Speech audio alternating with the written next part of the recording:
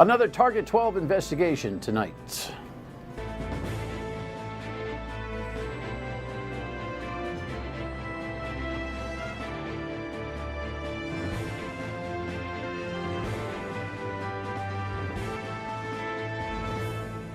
The Dan York State of Mind program is brought to you in part by Lookout Rhode Island and Taco Comfort Solutions. Alrighty, so bumps and bruises, sheriff's officers, that's the concept. But when Tim White gets into the conversation, it's never comfortable. He asks the questions, as you well know, and I got a few tonight, so Tim is here to share the latest investigation he's done with Target 12, and that'll come up in a few minutes. Great to have you aboard. Thanks very much for tuning in on this Tuesday evening. Let's just jump right into Joe Biden's troubles, right? Here's a headline. We have a second woman who's talking about his, well, I'll tell you what the problem is after we lay out the story. Former congressional staffer Amy Lapos says then Vice President Joe Biden touched her inappropriately at a Democratic Party fundraiser in Connecticut in 2009. He walked up to me and wrapped his hands around my face like that and pulled me in and started rubbing noses with me. It didn't feel sexual. It just felt like a total invasion of my space. Lapo says she's speaking out in part to support Lucy Flores, the former Nevada politician who says Biden smelled her hair and kissed her head at a 2014 campaign event. It was just the most awkward and weird and invasive thing. Biden did not respond to the second accusation, but in a statement released this weekend, he said that over his lifetime of campaigning, not once, never did I believe I acted inappropriately.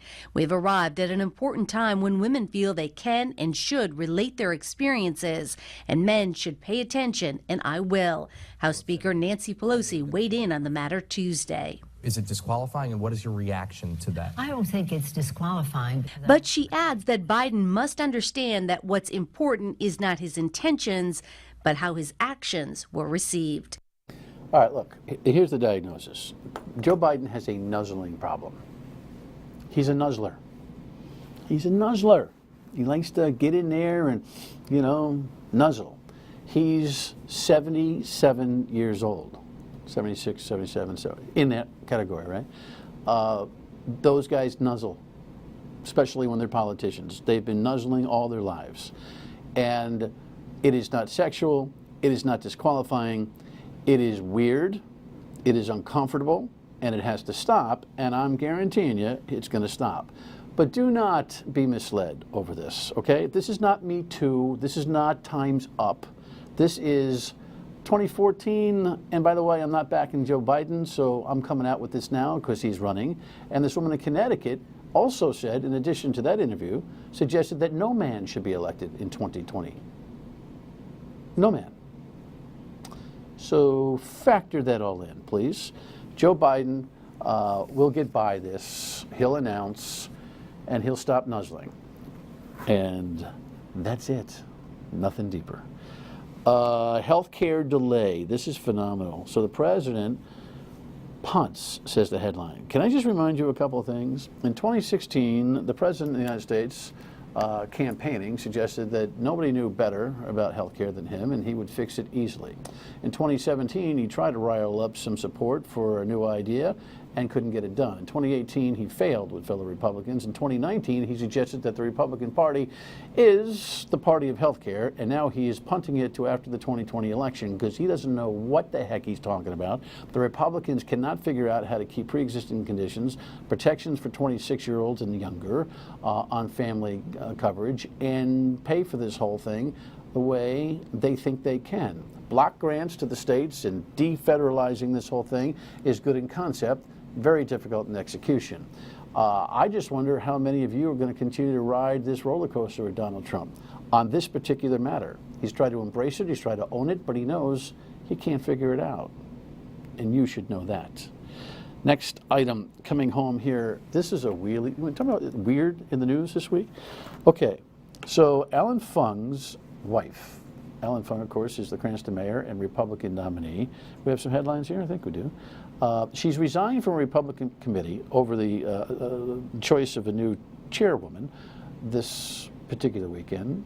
Brandon Bell is out, the vivacious chairperson, and Sue Cienki, a former council president in East Greenwich, is in. And she won fair and square in the process this weekend. And Ms. Fenton, the wife of Mr. Fung, has decided that her wrangle with firefighters in East Greenwich and the way that she's treated them causes her to be so dismayed that she's stepping off the committee. First she tweeted she was getting out of the Republican Party. Then it's the committee. So she's kind of straddling that particular political fence, right? The Journal followed up and asked her, Kathy Gregg asked, hey, what about your husband? To which she responded, he offered also to leave the committee, but I told him not to. I can't wait for the third election run, and that's rumored to be the objective, in 2022, when Alan Fung is on the stage and award-winning moderators like, I don't know, they hear this guy Tim White, asks a question that goes the following. Who makes the decisions in your family about your political objectives? You or your wife? Well, I do. I don't know. Here's the tweet. Tim White will be easy on him. His competitors will kill him. She formidably might have ended his political career yesterday. I'm no marriage counselor, but I think these two probably should have a conversation, don't you think? In the meantime, Ms. Cienki said she was disappointed. I asked her two different questions, they're edited together here, about Ms. Fenton's removal, and then some of the controversy and lawsuit that she's dealing with the fire department. And just listen. Comment is it's just so disappointing. You know, that the candidate that you backed and then you walk away from the party. Sorry. It's just disappointing. I guess you got into a thing with one Fire Association President, Bill Perry, who filed a complaint against you, and you are quoted as saying that you will cut his you-know-whats off and feed them to his dog, according to the complaint. Do you admit to having said that in a contentious situation? Is that part of your communication style, or what is that? Yeah, no, and I'm not going to comment on that. No, I'm not going to comment on that. Okay, so just one more question. Is it true? Sure. Is it true? I'm actually not going to comment on it. Ms. Cienki is actually coming here on Thursday, and she has a couple of days to actually get some advice on how to handle this. If you're being sued and you can't comment on a lawsuit, you say, I'm in litigation, I can't comment. That's how you handle that. There's a mistake on there, by the way. Mr. Perry is the head of the firefighter union. I made that mistake on the radio. She actually was tangled up with another firefighter who came in from Coventry, the former union president there. The details matter but aren't important to this conversation. I guess she said some things, they've been confirmed, and she's got to defend them. How that affects her leadership in the Republican Party, I think is probably a negligible worry. But it just goes to show you, the Republican Party in the phone booth cannot get out of its own way. They can't go 2 working days after they announce a new chairperson, 2 working days without some kind of internal combustion. Here's a few headlines that will dictate the pace of this conversation. Large number of sheriffs out for years collecting full salary. That was the original Target 12 story. This was a budgetary follow-up, and then here's last night's work. Yeah. Now the state's going, hey, maybe we really should look into this. He does it, I can say he did it again. He does it all the time. He reports on stuff, and all of a sudden people actually look into correcting the problem. What is the executive summary? By the way, are you preparing for the 2022 gubernatorial debate? I just broke out in hives when you started talking about the debates. Sorry to invoke you.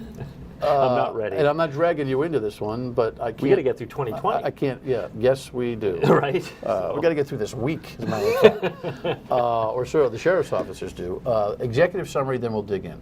Executive summary of my report last night? Or the whole picture. Okay, the whole picture in an elevator pitch is, as we reported in the fall, there's a large number of sheriffs, disproportionately than other public safety agencies, that are out on injured on duty status. They collect their full pay tax-free because they claim they were hurt on the job.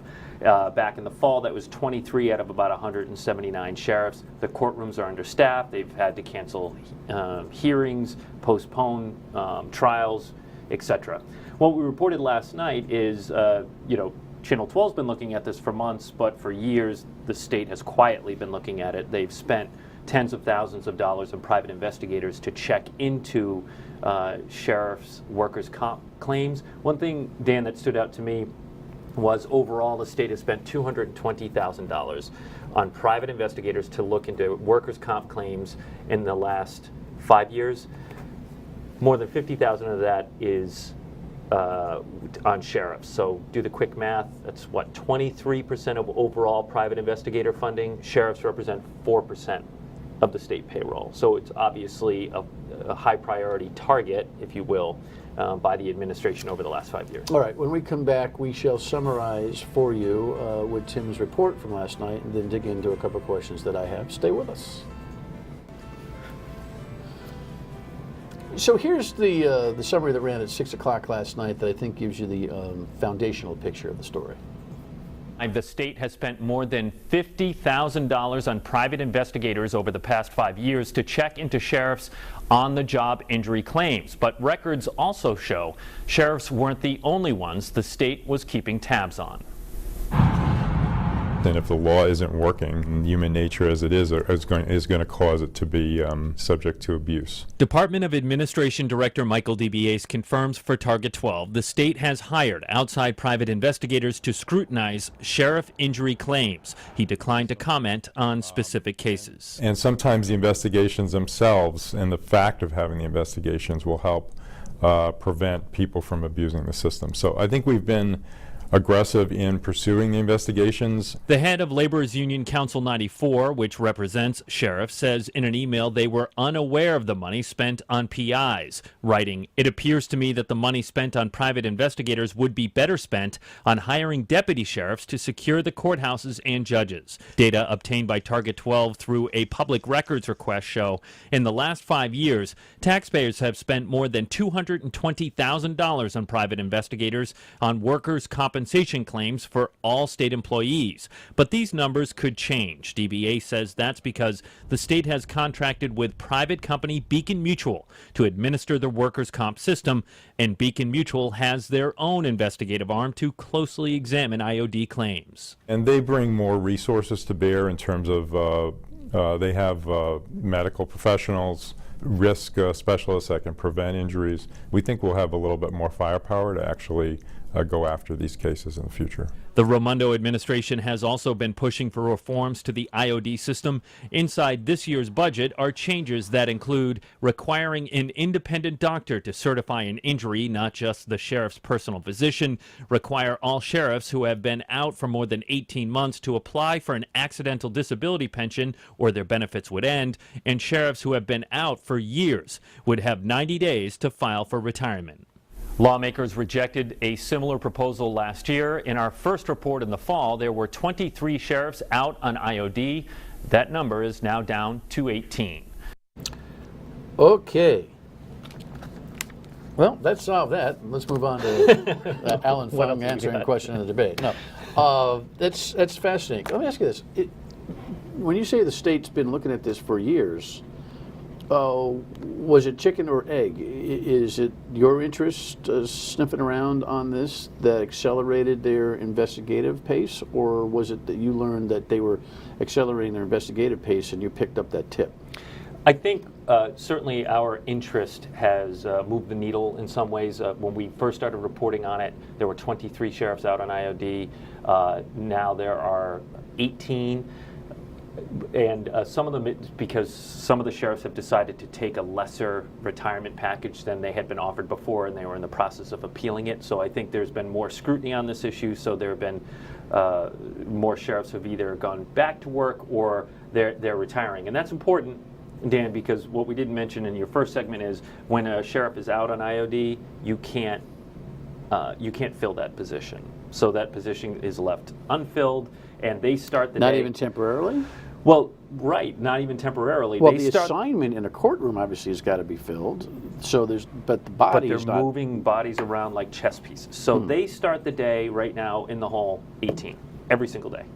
In September, it was 23. They start the day in the hole that way. And it's hard to fill it with overtime because sheriffs are, it's not like the state police where you're on 24, or Providence Police Right, 24 the courts hours a day. run 9 to 5, 8 to 4, whatever they do. Exactly. So they have a certain number of sheriffs, and what they have done, I interviewed the chief judge of Superior Court, is they've had to cancel hearings because they just don't have the bodies to fill it. Now, it's not just IOD that's causing the shortage, but that's perpetuating it.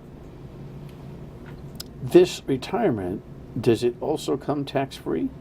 Yeah, the accidental disability pension, which is a pension awarded if you have an injury sustained on the job, which is different than an ordinary disability pension where if you hurt yourself mowing your lawn and you can't do the job anymore. An accidental disability pension is 66 2/3 of your salary, but it is tax-free, so it offsets that extra third in a way, just about, of your losses there. The union reaction to this is provocative, suggesting that money be better spent on replacing or adding personnel than investigating the current personnel.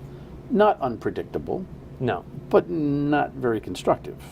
No, they have long complained, pointing to a 2003 assessment of the Sheriff's Department. So we're going back 16 years now, that the staffing there should be at 211, and they have anywhere between 173 and 178 sheriffs on staff. So they're saying that, you know, they've been short-staffed all along, and that's where this money should go. Look, in 5 years, they've spent $50,000 just on sheriffs. That's not an insignificant amount of money, but that wouldn't obviously even fill one full-time position in a sheriff, you know, a deputy sheriff for even a year. What's causing the injuries? What's out of whack here? I So- mean, what's going on? One of the things that we fought the state on is Channel 12 was denied the names of the sheriffs that were out on IOD. We appealed that. We made an argument that, look, their names are public. They're in the workers' comp court system. We just don't know what their names are. But they're in the public domain. We won that appeal and we got their names. So one of the things we're able to look at is that, what are the injuries? The injuries predominantly are not tussles with inmates, but common workplace injuries. And Michael DBA said that in an interview with me earlier this year, that, you know, it's one guy said his belt was too heavy, it threw off his back. You have people who hurt their hand closing a cell door. So some of them are dealing with inmates, but the majority of them are what's called common workplace injuries. What is a little different for the Sheriff's Department, I've heard from the administration, is what we just talked about, overtime. When a Rhode Island State Trooper goes out on IOD, they don't have the capability, or a Providence cop or a Cranston cop, to work overtime or details. And I don't need to tell you that that is a big part of the money that they take home. That is so important to in correctional officers. So they're not motivated to go out on IOD. So some of the feeling from the administration is when you have a sheriff out on IOD, they get 100% of their pay tax-free. They're actually making more money than they would if they were on the job, because there's not a ton of overtime opportunities for a sheriff. There's some, they have to go out of state to pick up a bad guy and bring him back, or whatever it might be. But it's not like if you were a Cranston police officer, a correctional officer, a trooper, so on and so forth. Those men and women lose money. And that's the idea behind 100% tax-free. It offsets the money that an officer might be losing because they can't work those details or that overtime. So what's the solution? Structure in more overtime for sheriffs by finagling, I don't know, it might be round peg square hole, again, because there's only such a short space of time that they can work in the traditional court work day. No. What's the investigative stuff is one thing, legitimacy of injuries and the like, but what's the systemic solution? Well, that's a tricky one. The Raimondo administration has put in a solution or a proposed solution into this year's budget. They tried last year, it failed.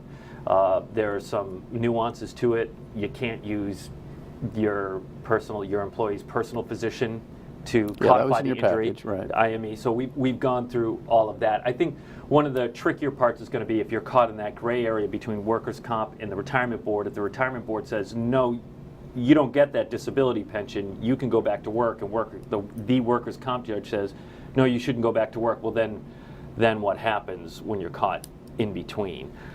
That is left unanswered to me. The unions have a proposal for that. And briefly, Dan, that is, if the retirement board says no, the unions propose that the employee can go to a workers' comp judge and appeal it. and then the workers' comp judge would be empowered to award that accidental disability pension. That's the stuff of working out the legalese on claims and all that kind of stuff. My big question is, to your other really excellent perspective, which is, hey, you know what, state police, others, they can seek overtime for their long-term compensation. These guys can't. Is there a structural plan for the occupational schematic that can ease and or change motivation? That's other than penalty and streamlining and trying to make this thing more disciplined. Can they make it a different quality of lifestyle for sheriff's officers so they're not? Well, you're talking about a cultural change. Yes, I think is what you're saying. Cultural and logistics. That's a lot trickier. But what I've seen with these, say, the private investigations, they will get someone on tape undercover, golfing when they shouldn't be, or whatever it might be. They will bring that tape to the employee and go, "This is what we got," and that may push them through the system to either retire, go back to work, or something like that. And we don't know about that in the public because it's happening all as a personnel matter. That's still in the punitive category. Sure. Anyway, Tim's been spending some time in the courts. 1 minute on a really interesting concept when we come back. Stay with us. Speaking of the courts, we only have a minute here, but Tim's been doing some really good work on the journalistic challenge with the courts, mostly the district court. Right. Which is, how much access does the public have? Public's right to know, recording, consistency. Short summary on that, because I think you've made some headway. Reporters are finding that there are certain judges that are not allowing us to record audio in the courtrooms, and that is prohibiting us from getting court proceedings out to the public. You can't jam up all of Rhode Island into a hearing, so that's what our job is, to get the word out there. This is happening in district court, as you found out, as you said. I talked to the chief judge of district court, and she said she's going to address it with each individual judge, and it's still their discretion, but urge them to allow us to record audio. What you may not know, which is kind of a weird cultural thing in the courts, from the U.S. Supreme Court down to our own state Supreme Court, the supreme of that platform, federal or state, dictates the rules. That's right. Not law. That's correct. So it's canon rule within the court that is written by the high court of either state or federal. Self-policing. It is. It's a good way to put it, yes. Which is what I like risky good faith, historically. I like to politely remind them that this is the people's court. And not only are we paying for it, but it is having a profound impact on our lives. So transparency is a must. You play the music?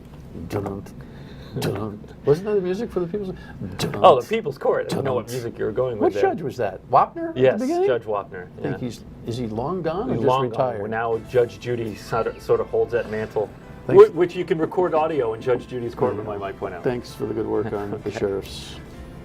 Final word when we come back. The story here with the Target 12 investigation is it seems like the system is built to want to claim injured on duty. So think about changing the system, not just the penalties for the sheriff's officers. I mean, they're only human, for heaven's sakes, right?